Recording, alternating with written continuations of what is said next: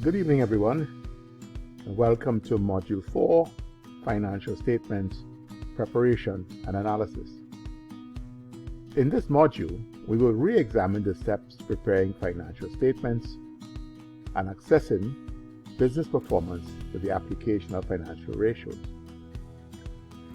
The module's objectives are 1. Understand and apply key numerical skills required for accounting. 2. Prepare a post-closing adjusting entries, the adjusted trial balance, balance sheet and income statement. And 3. Evaluate the business performance by applying financial ratios. In Module 4, we will revisit the preparation of financial statements. These statements provide business owners with detailed reports about a business's financial position and performance. These include the income and balance sheet. A business is expected to at least prepare an income statement and balance sheet on a monthly basis to document its financial condition.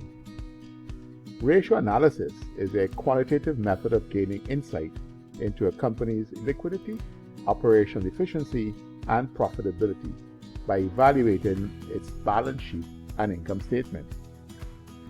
It compares data from the company's financial statements to disclose insights into the key areas of the business. In this module, we will examine the two most critical ratios, profitability and liquidity. These can also be used to measure how a business is performing over a period of time and by comparison to similar businesses within the sector. Topic 1, preparing financial statements. Topic 2 will be profitability analysis. Topic 3 will be liquidity analysis. Topic 1, preparing financial statements. At the end of a company's accounting period that is, as a business owner, you will prepare an unadjusted trial balance by summing up the total credits and debits in each of your transaction accounts. These are used to calculate individual balances for each account that brings all of these totals together in one place. Adjusting entries make sure that your financial statements only contain information relevant to that particular time period. The last step in the process is preparing financial statements. Once you've created an adjusted trial balance, assembling financial statements is a fairly straightforward task of which you are already familiar. Second topic, profitability ratio analysis. Profitability ratios.